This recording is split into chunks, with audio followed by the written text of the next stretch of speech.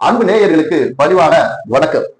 இந்த வீடியோவை பதிவு செய்வதற்கு முன்னால் நான் பலமுறை யோசிச்சு அதுக்கப்புறமா தான் இந்த காணொலியை நான் பதிவு செய்யறேன். ஏன்னா நாட்டில் நடக்கிற பல பிரச்சனைக்கு காரணமே நாட்டில் வாழ்கிற மக்கள் தான். அவரவருடைய வேலையை பார்த்தா பிரச்சனையே இருக்காது அப்படின்னு நம்ம நினைக்கிறோம். ஆனா அப்படி நடக்கிறது இல்லை. தொடர்ச்சியாக கிறிஸ்துவ போதகர்கள் பல பேர் சர்ச்சைக்குள்ளாக சிக்கிக் கொண்டிருப்பதும், தொடர்ச்சியாக அவர்கள் மீது புகார்கள் வருவதும், வழக்குகள் பாய்வதும் தொடர்கதையாக இருக்கிறது. அப்போ இதுக்கு என்ன காரணம் அப்படின்னு நம்ம ஒரு சின்னதா ஒரு ஆய்வு செய்து பார்க்கும்போது ரொம்ப சிம்பிளா ஒரு சின்ன விஷயத்துலதான் இந்த பிரச்சனையா நடக்குது அப்படின்றது நமக்கு தெள்ள தெளிவா தெரிய வருது. இதை பார்க்கிற நேயர்கள்ல கிறிஸ்துவர்கள், அந்த மதத்தை பின்பற்றுவர்கள் சில பேர் இருந்தா, நீ துஷ்ட, நீ கிறிஸ்துவத்தை அதாவது இழிவாக பேச வேண்டும் அப்படின்ற ஒரு எண்ணத்தில் பேசுற அப்படின்னு சொல்லி என்னை சபிப்பவர்கள் வீடியோவை முழுமையா பார்த்துட்டு அதுக்கப்புறமா என்ன வேணாலும் போடுங்க, அதை பத்தி எனக்கு கவலை இல்லை. அதாவது நான் பிறப்பால் இந்து என்றாலும் நான் பயின்றது, கல்வியை எனக்கு கொடுத்தது கிறிஸ்துவ மிஷனரிகள் கொண்டு வந்த பள்ளிகள். அந்த பள்ளியில தான் நான் படிச்சேன், அங்கதான் எனக்கு கல்வி தரமாக கிடைத்தது. அங்க படிச்சுட்டு தான் இன்றைக்கு அந்த கிறிஸ்துவ மதத்துக்குள் நடக்கிற சில அக்கிரமங்களை, சில அநியாயங்களை மக்களுக்கும் சரி, அந்த மதத்தில் இருக்கிறவர்களுக்கும் சரி நாம் சொல்லியே ஆக வேண்டும் என்கிற ஒரு முடிவுக்கு வந்துதான் நான் இந்த வீடியோவை போடுறேன். ரொம்ப தெளிவா போடுறேன். அதாவது சமீபத்துல இதற்கு முன்னாடி பாத்தீங்கன்னா இந்த பால் தினகரன் அவர்களுடைய மனைவி ஒரு வீடியோ போட்டிருந்தாங்க.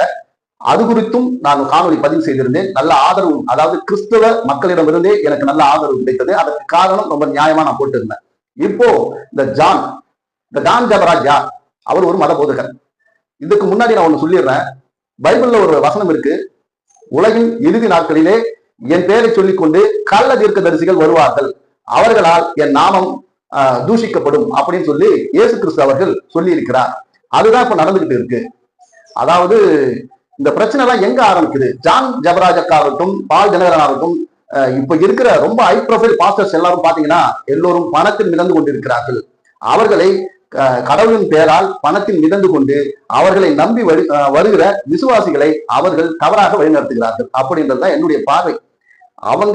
இவர்களுக்கு நல்ல போதனைகளை சொல்லி இவர்களை தீமை செய்யாதவர்களாக, தவறு செய்யாதவர்களாக, அதாவது அவர்களுடைய கடவுளுக்கு உண்மையானவர்களாக இருக்க வேண்டும் என்று போதனை செய்து அவர்களை பாவம் செய்யாமல் தடுக்க வேண்டியது அவர்களுடைய கடமை என்று சொல்லிக்கொண்டு, ஆனா எல்லா பாவங்களையும் எல்லாவற்றையும் இவர்கள் செய்து கொண்டிருக்கிறார்கள்.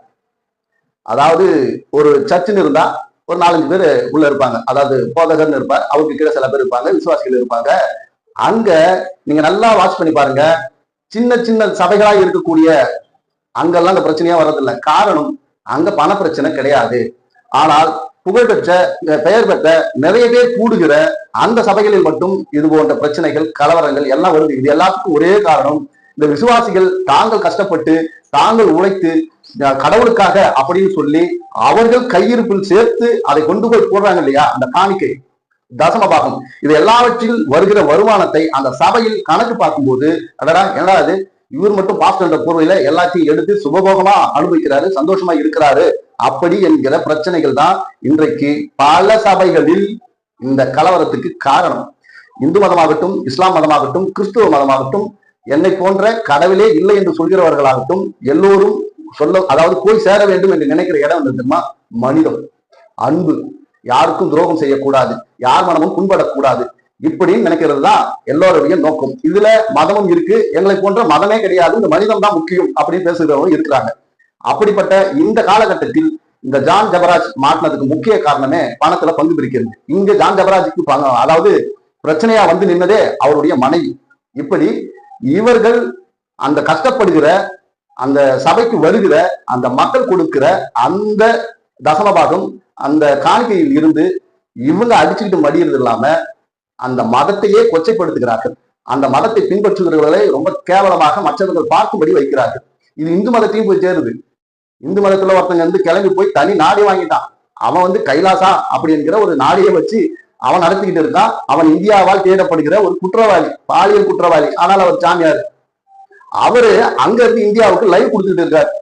அவர் எங்க இருக்காருன்னு இந்திய அரசுக்கு தெரியல. இது மதத்தின் பேரால் நடக்கிற அக்கிரமம். இங்க ஜான் ஜபராஜுக்கு என்ன நடக்குதுன்னா, அவர் நல்லா பாடுறார், அவர் நல்லா பிரசங்கம் பண்றார், அவருக்கு நம்பி கூட்டம் வருது, அவருக்கு பணம் வருது. கூட்டம் வந்தாலே பணம் வந்துடும். பணம் வந்துச்சுன்னா பங்கு பிரிக்கிறதுல பிரச்சனை. இப்படி இந்த பணம், நீங்கள் கொடுக்கிற அந்த பணத்தை ஒரு ஏழை குழந்தைக்கு, பாதிக்கப்படுகிற குடும்பங்களுக்கு, ஒருவேளை சாப்பாட்டுக்கு கூட கஷ்டப்படுகிற மக்களுக்கு அதை கொண்டு போய் சேருங்க. இந்த ஊழியத்திற்காக இந்த மக்கள் கொடுக்கிற பணத்தை வைத்து அதை அந்த மிஷினரிஸ் கொண்டு போய் இதுபோல் பாதிக்கப்பட்ட மக்களுக்கு செலவு செய்கிறார்கள். இது ஒரு பக்கம் நடந்துகிட்டு தான் இருக்கு. ஆனால் அதன் பேரில் அது போலவே சபையை ஆரம்பித்து ஜான் ஜபராஜ், பால் தினகரன், இப்படி பல பேர் சொல்லிக்கிட்டே போலாம், மோகன் சி லாசரஸ், இவங்க எல்லாம் வந்து பாத்தீங்கன்னா இப்படி கொள்ளையாக கொள்ளையடித்துக் கொண்டிருக்கிறவர்கள். மக்களை கடவுளின் பெயரால் பயமுறுத்துவது, இது எவ்வளவு பெரிய அயோக்கியதான் தெரியுமா?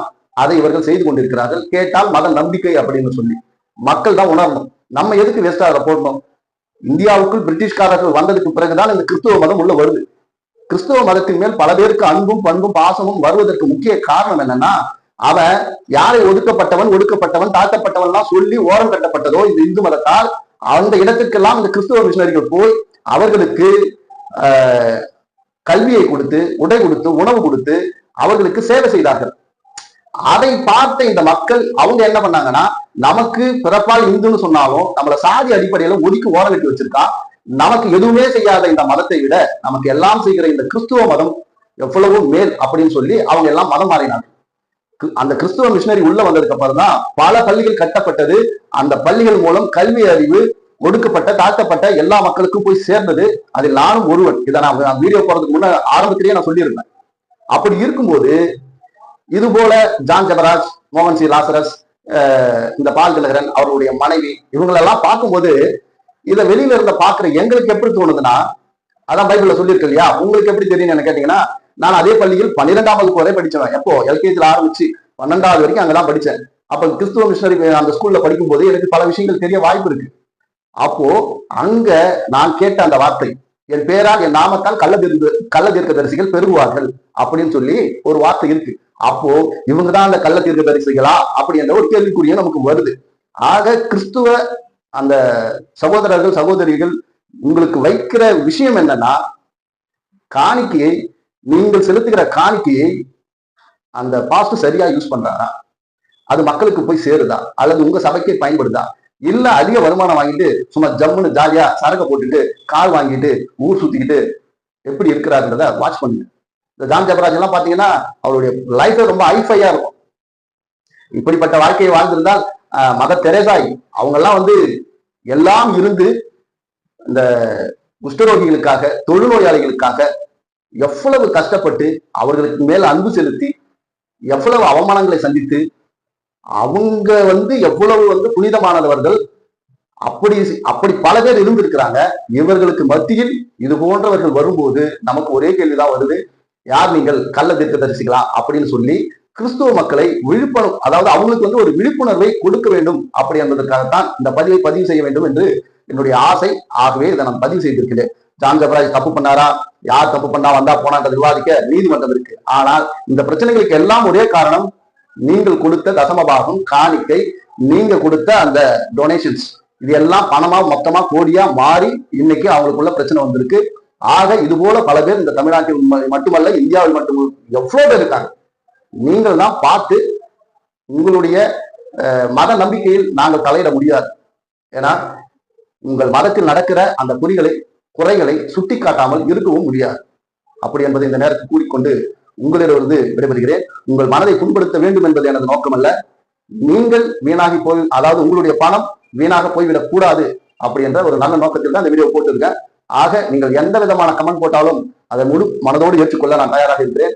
வீடியோ பிடிச்சிருந்தா நம்முடைய சேனல் கண்ணை நம்பாதே 007 லைக் பண்ணுங்க, ஷேர் பண்ணுங்க, சப்ஸ்கிரைப் பண்ணுங்க, மறக்காம பெல் பட்டனை கிளிக் பண்ணுங்க. தொடர்ந்து ஆதரவு கொடுங்கள் என்று கூறி உங்களிடமிருந்து விடைபெறுகிறேன். நான் உங்கள் கிருஷ்ணா. நன்றி, வணக்கம்.